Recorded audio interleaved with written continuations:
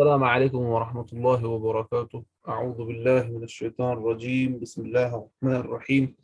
الحمد لله رب العالمين والعاقبة للمتقين والصلاة والسلام على أشرف الأنبياء والمرسلين نبينا محمد وعلى آله وأصحابه أجمعين. احسن اوپن اکیڈمی میں آپ کا خیر مقدم ہے. آج ہماری مذاہب کے بارے میں کلاس ہے اور اس میں ہم نصرانیت کے بارے میں پڑھ رہے ہیں. اس میں ہم نصرانیت کے عقائد کے بارے میں پڑھ رہے تھے، جس میں ہم نے ٹرینٹی کے بارے میں پڑھا، تثلیث کے بارے میں پڑھا اور ان کی ایکسپلینیشنز کیا تھی ان کی، اور باقی وہ خرافات. اور آج ہمیں دوسری بات دیکھنی ہے، ان دوسری عقائد کے بارے میں ان کے کیا معاملات تھے. اور مؤلف فرماتے ہیں خدا کو آرام کی ضرورت. ابھی دوسرا جو ہے ان کا بد عقیدہ وہ تھا یہ کہ خدا کو آرام کی ضرورت ہے. کتاب پیدائش کے مطابق یعنی بک آف جینیسس، خدا نے زمین و آسمان وغیرہ کی پیدائش کے کام کو 7ویں دن ختم کیا اور پھر 7ویں دن آرام کیا. ٹھیک ہے، 7ویں دن ختم کیا اور پھر 7ویں دن آرام کیا. موجودہ تراجم میں تحریف کر کے ترجمہ اس طرح کیا گیا ہے، اور خدا نے اپنے کام کاج کو جسے وہ کرتا تھا 7ویں دن ختم کیا، اور اپنے سارے کام سے جسے وہ کر رہا تھا 7ویں دن فارغ ہوا. تو اس میں تحریف کی گئی ہے. اچھا،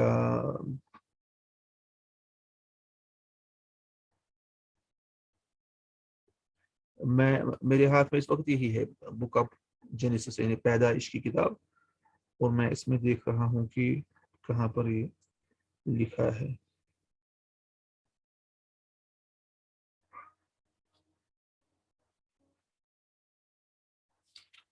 چھٹا دن ہوا، پھر لکھا ہے یہاں پر سو آسمان اور زمین اور ان کی کل لشکر کا بنانا ختم ہوا، اور خدا نے اپنے کام کو جسے وہ کرتا تھا 7ویں دن ختم کیا، اور اپنے سارے کام سے جسے وہ کر رہا تھا 7ویں دن فارغ ہوا. اور خدا نے 7ویں دن کو برکت دی اور اسے مقدس ٹھہرایا، کیونکہ اس میں خدا ساری کائنات سے جسے اس نے پیدا کیا اور بنایا فارغ ہوا. تو یہی وہ دوسرا والا ترجمہ. اور خدا نے اپنے کام کاج کو جسے وہ کرتا تھا 7ویں دن ختم کیا، اور اپنے سارے کام سے جسے وہ کر رہا تھا 7ویں دن فارغ ہوا.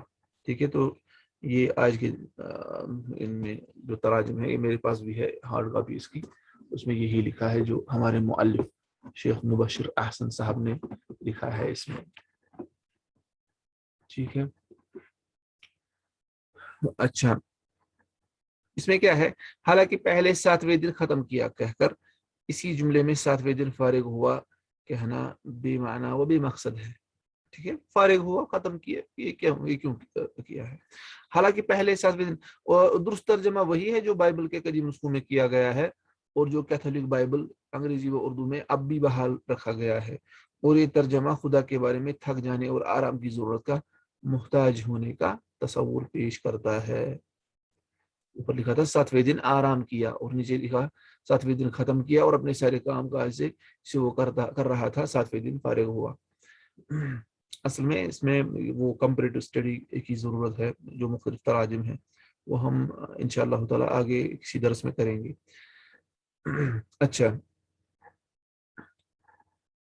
تو درست ترجمہ وہی ہے جو پہلا ہے، اور جس سے وہی پتہ چلتا ہے کہ جو ان کا عقیدہ تھا وہ یہ تھا کہ 7ویں دن پھر اللہ نے آرام کیا. ٹھیک ہے، لیکن یہ بالکل باطل ہے، کیونکہ اللہ تعالیٰ فرماتے ہیں نا سورۃ القاف میں وَمَا مَسَّنَا مِن لُغُوبٍ، ہمیں کوئی تھکاوٹ نہیں پہنچی جب ہم نے آسمان اور زمین 6 دنوں میں تخلیق کی. اچھا، تو یہ دوسرا جو برا عقیدہ تھا ان کا. اب تیسری بات، ٹھنڈے وقت باغ کی سیر. ٹھنڈے وقت میں باغ کی سیر بائبل کے دیے ہوئے تصور کے مطابق خدا آرام کرنے کے علاوہ باغ کی سیر کا بھی عادی ہے، اور انہوں نے آدم و حوا نے خدا کی آواز جو ٹھنڈے وقت باغ میں پھرتا تھا سنی، نیز وہ قربانیوں کی راحت انگیز خوشبو سے بھی لذت اندوز ہوتا ہے. ٹھیک ہے، تو یہاں پر لکھا گیا ہے کہ وہ ٹھنڈے وقت میں باغ میں پھرتا تھا. چوتھا، خدا کا پشیمان و ملول ہونا. انسان کی بدی کو دیکھ کر خداوند زمین پر انسان کو پیدا کرنے سے ملول ہوا. ملول مطلب غمگین ہوا اور دل میں غم کیا. اس طرح خداوند ساؤل کو بنی اسرائیل کا بادشاہ کر کے ملول ہوا کیونکہ وہ اس کی پیروی سے پھر گیا تھا. تو ملول ہونا، پشیمان ہونا، یہ ان کا عقیدہ ہے. یہ نام نہاد آیات خدا کی طرف غم اور پشیمانی کو منسوب کرنے کے علاوہ بالواسطہ طور پر اس کے علم اور پیش بینی کی نفی کرتی ہے اور ظاہر کرتی ہے کہ اسے آنے والے حالات کا علم نہیں ہوتا، کیونکہ جس کو آنے والی حالت کا علم نہیں ہوگا، عواقب نتائج کا علم نہیں ہوگا، وہی پھر پشیمان ہوگا. جس کو اس بات کا علم ہوگا تو اس کو کیا پریشانی ہوگی اس میں. تو یہی بات یہاں کہی گئی ہے. اچھا، پانچواں، خدا کا عروج آدم خاکی سے عروج آدم خاکی سے سہمنا اور اس کی بے عملی و بے بصری. یہاں پر پانچویں بات ہے کہ جو آدم تھا، آدم کے اولاد تھے، ان کا عروج، ان کا ترقی کرنا، اس سے خدا کو ڈر لگا اور خدا کی بے علمی اور بے بصری، یعنی خدا کو کچھ علم اور خدا کچھ نہیں دیکھتا، یعنی اس کو عواقب نتائج کا یعنی پتہ ہی نہیں ہوتا ہے. نعوذ باللہ من ذالک، ان عقائد سے. بائبل کے مطابق آدم کی ممنوعہ پھل کھانے پر خدا کا رد عمل اور تبصرہ یہ تھا. جب آدم علیہ السلام کو کہا گیا کہ اس درخت کے قریب مت جاؤ، تو پھر انہوں نے کھایا نا اس درخت کا پھل. تو پھر بائبل میں یہ تبصرہ ہے. اور خدا نے کہا، دیکھو انسان نیک و بد کی پہچان میں ہم میں سے ایک کی مانند ہو گیا ہے. یعنی یہ بہت سے خداؤں کی طرف اشارہ ہے، یا فرشتوں کی طرف، کچھ پتہ نہیں چلتا. اب کہیں ایسا نہ ہو کہ وہ اپنے ہاتھ بڑھائے اور حیات کی درخت سے بھی کچھ لے کر کھائے اور ہمیشہ جیتا رہے. گویا خدا یہ نہیں چاہتا کہ انسان نیک و بد کی پہچان کر سکے، نیز وہ انسان کی اس صلاحیت اور حیات ابدی کے حصول کی خواہش سے خائف ہے. ٹھیک ہے. اسی طرح سے بائبل میں ہے کہ جب بنی آدم ایک برج بنانے لگے جس کی چوٹی آسمان تک پہنچے، تو خداوند اسے دیکھنے کو اترا اور اس نے کہا، دیکھو یہ لوگ سب ایک ہیں اور ان سبوں کی ایک ہی زبان ہے. وہ جو ایسا کرنے لگے ہیں تب تو اب کچھ بھی جس کا وہ ارادہ کرے ان سے باقی نہ چھوٹے گا. تو آؤ ہم وہاں جا کر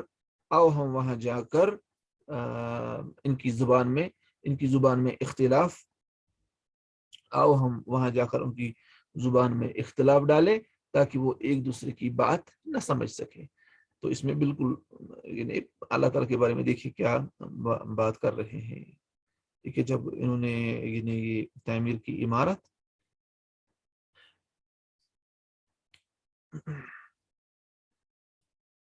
جب وہ قبہ جیسا بنایا، انہوں نے ایک بڑی عمارت بنائی، تو جس کی بنانی تھی ان کو چوٹی جو اوپر تک پہنچ جاتی، تو خدا نے کہا، یعنی بائبل کے مطابق یعنی ہم چلو ان میں اختلاف ڈالتے ہیں ورنہ ان سے کوئی کام باقی نہ چھوٹے گا. وہ خدا انسانوں کے اتحاد سے خائف تھا. چھٹا، خدا کی انسان سے کشتی. بائبل کے ایک اور بیان کے مطابق خدا نے ایک رات انسانی روپ میں یعقوب سے کشتی لڑی، یعقوب علیہ السلام سے، اور ان پر غالب آنے سے عاجز ہوا. خدا ان پر غالب آنے سے کیا ہو گیا؟ عاجز. حتیٰ کہ اسے اقرار کرنا پڑا کہ تو نے خدا اور آدمیوں کے ساتھ زور آزمائی کی اور غالب ہوا. ٹھیک ہے. یعقوب علیہ السلام کو اقرار کرنا پڑا کہ یعنی ہاں اللہ نے آدمیوں کے ساتھ میں نے آدمیوں اور خدا کے ساتھ کشتی کی اور میں ہی غالب ہوا. وہ یعقوب کی خوشامد کرتا رہا کہ مجھے جانے دے کیونکہ پو پھٹ چلی، یعنی صبح ہونے والی ہے، مجھے جانے دو. مگر یعقوب نے کہا، جب تک تو مجھے برکت نہ دے میں تجھے جانے نہیں دوں گا. اور اس طرح اس نے زبردستی خدا سے برکت حاصل کی. تو یہ جو بائبل کے ورسز ہیں ان کا ظاہری ترجمہ ہے. ان کی تفصیل میں بھی جایا جا سکتا ہے تاکہ ان کی حقیقت معلوم کی جا سکے. اگر آپ میں سے کوئی یہ دیکھے گا تو اچھی بات ہے انشاءاللہ تعالی.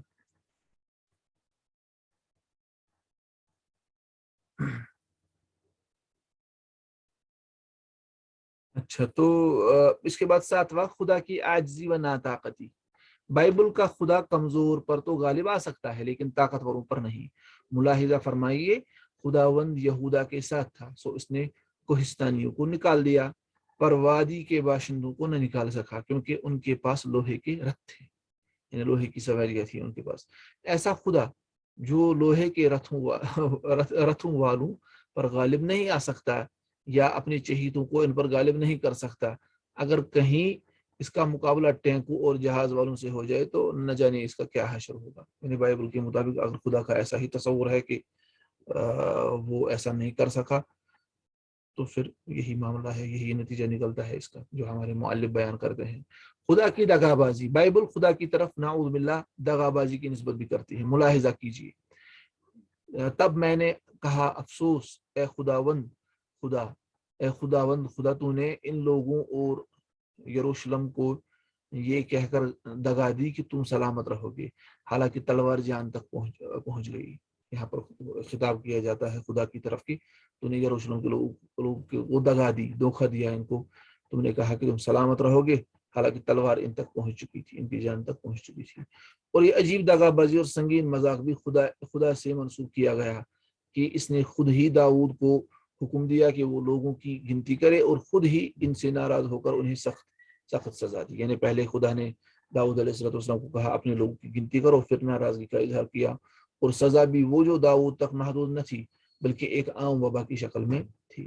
تو یہ بھی بالکل یعنی دغا بازی کو منسوخ کرتے ہیں اللہ تعالیٰ کی طرف۔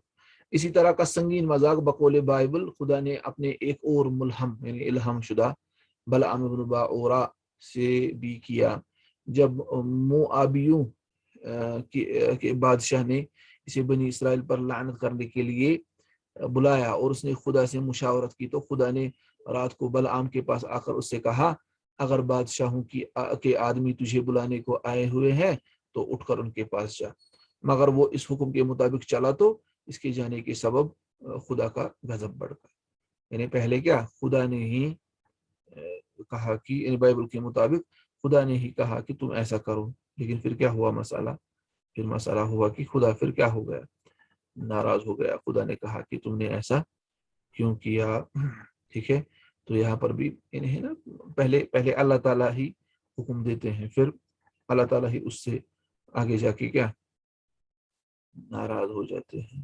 تو یہ اور ایک مسئلہ ہے، یعنی جو ان کے برے عقائد ہیں یعنی اللہ تعالیٰ کے بارے میں۔ نوا، خدا کا نبیوں کے ذریعے دھوکہ دینا۔ بائبل کا ایک بیان یہ بھی ہے کہ خدا نے شاہ اسرائیل کو دشمنوں کے ہاتھوں مروانے کی غرض سے وقت کے سب نبیوں کے منہ میں جھوٹ بولنے والی اور ڈالی، اور ان میں سے ایک کے سوا سب نے اس کی کامیابی کی جھوٹی پیش گوئی کی تاکہ وہ فتح کی امید پر میدان جنگ میں جائے اور مارا جائے۔ ٹھیک ہے، اس میں لکھا گیا ہے کہ پیغمبروں کی زبانوں پر جھوٹ جاری کر دیا خدا نے، نعوذ باللہ من ذالک۔ دسویں چیز خدا کی بے وقوفی اور کمزوری، نعوذ باللہ کمزوری۔ درج ذیل آیت میں بظاہر خدا کی تعریف کرنے کی کوشش کی گئی ہے، لیکن یہ ایک ایسی تعریف ہے جس میں مذمت کا پہلو زیادہ نمایاں ہے، کیونکہ اس میں خدا کے ساتھ بے وقوفی اور کمزوری کو منسوخ کیا گیا ہے۔ ٹھیک ہے، جیسے کہا گیا کیونکہ خدا کی بے وقوفی آدمیوں کی حکمت سے زیادہ حکمت والی ہے، اور خدا کی کمزوری آدمیوں کے زور سے زیادہ زور آور ہے۔ اس میں تو بظاہر لگتا ہے کہ تعریف کی ہے، لیکن حقیقت اس میں تنقیص ہے، کیونکہ اس میں کہا گیا خدا کی کمزوری باقی لوگوں کی کیا زور آور سے بھی یعنی زور سے بھی زیادہ زور آور ہے، اور خدا کی بے وقوفی، نعوذ باللہ من ذالک۔ دیکھیے کیا کرتے ہیں، اگر کسی کامل چیز کی مشابہت دی جائے نا کسی ناقص چیز سے، اس سے بھی تنقص ہی لازم آتا ہے، نقص ہی لازم آتا ہے۔ اگر کوئی کہے گا کہ یہ تلوار جو ہے میرے پاس یہ لکڑی کے ٹکڑے سے زیادہ تیز ہے، تو اس نے تلوار کی تعریف نہیں کی بلکہ اس نے اس کا عیب نکالا۔ ٹھیک ہے، تو یہی بات انہوں نے کی، انہوں نے بالکل بے وقوفی اور یعنی کمزوری کو اللہ تعالیٰ کی طرف منسوخ کیا۔ 11ویں چیز خدا کی بیجا سختی و نا انصافی۔ نصرانی اس بات کا فخریہ دعویٰ کرتے ہیں کہ ان کا خدا محبت اور رحم والا ہے، اور اس کے لیے اس نے اپنے اکلوتے بیٹے کو قربانی کے لیے پیش کر دیا۔ اس دعوے میں مضمر تضاد کفارہ کی بحث میں واضح ہے، یعنی کفارہ جو ہے نا، جو اللہ تعالیٰ نے خود اپنا بیٹا کفارہ بنایا، یعنی atonement for our sins, he died for our sins according to Christians. لیکن مسئلہ ہے نا اس میں تضاد ہے، ٹھیک ہے، تضاد چھپا ہوا ہے، مضمر ہے، چھپا ہوا ہے، وہ پھر کفارہ کے بارے میں ہم جب پڑھیں گے تو اس وقت آئے گا۔ یہاں ہم یہ اضافہ کرنا چاہتے ہیں کہ اس دعوے کا پہلا حصہ خدا کا رحیم و کریم ہونا بھی بائبل سے پورے طور پر ثابت نہیں ہوتا۔ بائبل تو یہ بتاتی ہے کہ خدا نے 50,000 اور 70 آدمی صرف اس لیے مار ڈالے کہ انہوں نے خداوند کے صندوق کے اندر جھانکا تھا، صرف اس لیے۔ ایک اور مقام پر خدا کو فضل کرنے والا اور خدا رحیم کہہ کر ساتھ ہی کہا گیا ہے کہ وہ باپ دادا کے گناہ کی سزا ان کے بیٹوں اور پوتوں کو تیسرے اور چوتھی پشت تک دیتا ہے، یعنی 4 نسلوں تک وہ سزا دیتا ہے باپ دادا کے گناہوں کو۔ یہ تو بالکل باطل ہے، اللہ تعالیٰ تو ظلم کرنے والا نہیں ہے۔ اور اہل جدید کے بقول مسیح نے بھی بابل سے زکریا تک سب راست بازوں کا خون اپنے زمانے کے ریاکار فقیہوں اور فریسیوں پر ڈالا، یعنی مسیح نے بھی کہا کہ اس وقت کے ریاکار فقیہ تھے، وہ سب پرانوں کو جو بھی قتل کیا گیا تھا ان سب کا خون انہی کے گلے میں اس نے ڈالا، ریاکار فقیہوں اور فریسیوں۔ ان بیانات سے بالکل متضاد بائبل کا ایک اور بیان یہ ہے، ٹھیک ہے، یہ بالکل اس کے برعکس ہے، جو جان گناہ کرتی ہے وہی مرے گی، بیٹا باپ کے گناہ کا بوجھ نہ اٹھائے گا۔ تو یہ بالکل قرآن کے موافق ہے، لیکن اس کے برعکس ہم دیکھتے ہیں کہ وہ اوپر والی چیزیں جو ہم نے پڑھی وہ بالکل اس کے خلاف ہیں۔ تو اس کا پتہ چلتا ہے یہ تحریف شدہ ہے، لیکن یہ یہود کے یعنی نصارہ کے عقائد میں شامل ہیں۔ بالکل ان بیانات سے بالکل اچھا۔ بائبل کے تصور کے مطابق خدا کی بے انصافی کی ایک اور مثال یعقوب کے بھائی عیسو سے اس کا سلوک ہے۔ بائبل عیسو کے قصور کی نشاندہی کے بغیر بتاتی ہے کہ خدا نے صرف یعقوب کی محبت میں عیسو سے عداوت رکھی اور اس کے پہاڑوں کو ویران کیا اور اس کے میراث بیابان کے گیدڑوں کو دی، ٹھیک ہے۔ تو صرف یعقوب کی محبت کے لیے بائبل کے مطابق عیسو سے اللہ تعالیٰ نے عداوت رکھی۔ خدا کے بارے میں بائبل کی ان گھٹیا اور جاہلانہ تصورات کی جگہ قرآن نے خدا کا جو اعلیٰ و ارفع تصور پیش کیا ہے، اس کے مطابق وہ اللہ ایک ہے، وہ بے نیاز ہے، نہ اس نے کسی کو جنم دیا ہے اور نہ اسے کسی نے جنم دیا ہے اور نہ کوئی اس کا ہمسر ہے۔ یہ سورۃ الاخلاص جس کو ہم بولتے ہیں۔ دوسرا، یعنی اب یہ تو ہو گیا خدا کے بارے میں مختلف چیزیں انہوں نے جو کی تھی۔ اللہ کے رسولوں کے بارے میں نصرانیوں کا عقیدہ۔ خدا کے تصور کے علاوہ بائبل نے انبیاء اور دینی بزرگوں یعنی پیٹریارکس کا جو تصور پیش کیا ہے وہ بھی ناقص اور گٹھیا ہے۔ یہود اور نصارہ ابراہیم، یعقوب، داؤد، سلیمان جیسے اللہ کے نبیوں علیہم الصلاۃ والسلام کو انبیاء کے بجائے قومی و دینی آبا اور بزرگوں کی حیثیت سے پہچانتے ہیں۔ بائبل کے عہد نامہ قدیم میں خصوصاً ان بزرگوں اور انبیاء کے بارے میں گناؤنے اور شرمناک واقعات مندرج ہے، اور ان کی طرف انتہائی غیر اخلاقی حرکات منسوخ کی گئی ہے۔ اسلام اور مسلمانوں کے نزدیک ان اکابر کا جو مقام ہے، اس کے پیش نظر ہم ان باتوں کو نقل کرنا بھی پسند نہیں کرتے، لیکن احقاق حق یعنی حق کو حق کی صورت میں پیش کرنا کے لیے ضروری ہے کہ نصرانیت اور بائبل کا یہ پہلو بھی قارئین کے سامنے رکھا جائے اور انہیں معلوم ہو کہ تحریف شدہ بائبل کا تصور اکابر اور مروجہ نصرانیت کا معیار اخلاق کیا ہے، تاکہ ہم ان کے اکابر کے بارے میں دیکھیں گے کہ یہ اکابر اپنے بڑوں کے ساتھ کیا معاملہ کرتے ہیں اور اخلاق کا معیار کیا ہے ان کے پاس، جو اخلاق کے بڑے بڑے دعوے کرتے ہیں۔ اچھا، انبیاء کے متعلق بنیادی تصور، اب یہی ہے نا، آگے چل رہا ہے ٹاپک۔ انبیاء و رسول اور مقدسین کے بارے میں توہین آمیز واقعات کے بیان سے قطع نظر بائبل کا تصور نبوت ہی بنیادی طور پر ناقص ہے، یعنی وہ اب توہین آمیز یا باقی چیز تو اگر ہم چھوڑ بھی دیں، لیکن ان کا نبوت کا تصور ہی غلط ہے، ناقص ہے۔ قرآن کے دیے ہوئے تصور کے مطابق انبیاء خدا کے خاص طور پر چنے ہوئے، برگزیدہ اور قابل عزت صالح اور انعام یافتہ بندے ہوتے ہیں، جنہیں اللہ انسانوں کی رہنمائی کے لیے مقرر فرماتا ہے۔ مگر بائبل کے عہد جدید میں جا بجا مسیح کے حواریوں اور اولین آبائے کلیسا ہی کو رسول کہا گیا ہے، اور یہودا اسکریوتی کی جگہ 12واں رسول چننے کے لیے قرآن اندازی ہوتی ہے، یعنی رسول کو چننے کے لیے قرآن اندازی بھی ہوتی ہے، یعنی ان کے نزدیک۔ اہل قریب میں تو نبی کا تصور اس سے بھی عجیب تر ہے، اس میں عملاً ہر غیب بین اور پیشن گوئی کرنے والے کو نبی کہا گیا ہے۔ خدا بری روح ساؤل پر زور سے نازل کرتا ہے اور وہ گھر کے اندر نبوت کرنے لگتا ہے۔ ایک اور موقع پر یہی ساؤل ننگا ہو کر نبوت کرنے لگتا ہے۔ ایک اور نبی دوسرے نبی سے یہ کہہ کر کہ میں بھی تیری طرح نبی ہوں، اسے خداوند کا جھوٹا کلام سناتا ہے اور دھوکہ دے کر مبتلا معصیت و عذاب کر دیتا ہے۔ تو یہ ان کا پیغمبری کا نبوت کا تصور ہی غلط ہے۔ اب آگے دیکھتے ہیں ہم کہ آدم علیہ السلام کے بارے میں ان کا عقیدہ۔ آدم علیہ السلام کے بارے میں ان کا عقیدہ، آدم نے باغ عدن میں ممنوع پھل کھا کر خدا کی ارادتاً نافرمانی کی، یعنی ارادتاً عمدن۔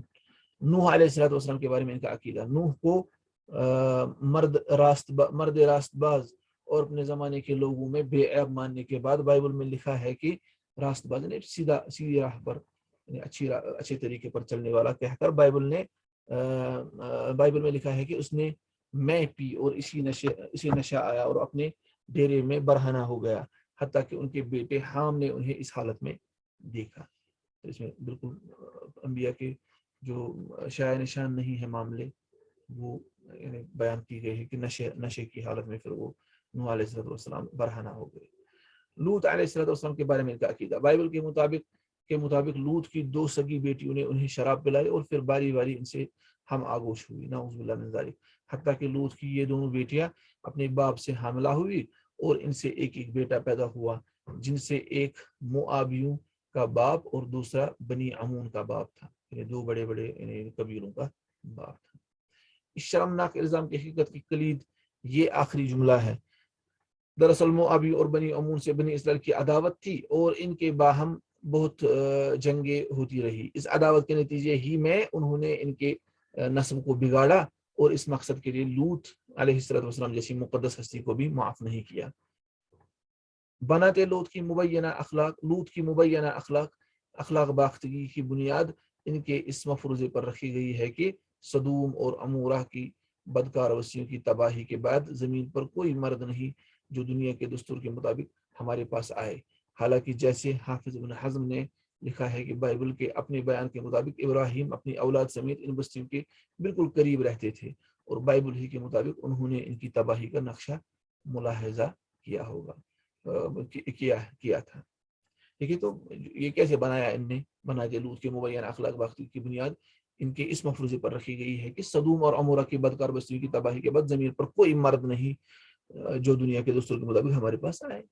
ٹھیک ہے، یہ کہتے تھے کوئی نہیں ہے جو ہمارے پاس آ سکتا ہے، وہ بالکل کوئی ایسا نہیں ہے۔ تو ان نے پھر لوط علیہ السلام پر بھی ایسا ہی الزام لگا دیا کہ وہ بھی یعنی غلط کاموں میں پھر ملوث ہو گئے، نعوذ باللہ من ذالک۔ اور جو بھی پھر ان کے آگے نسلیں پیدا ہو گئی تو ان کو وہ تنقص، ان کا عیب نکالنے کے لیے ان نے یہ الزام کھڑا کیا۔ پھر آگے جا کے آئے گا داؤد علیہ السلام کے بارے میں بھی، وہ ہم آگے آنے والے درس میں پڑھیں گے۔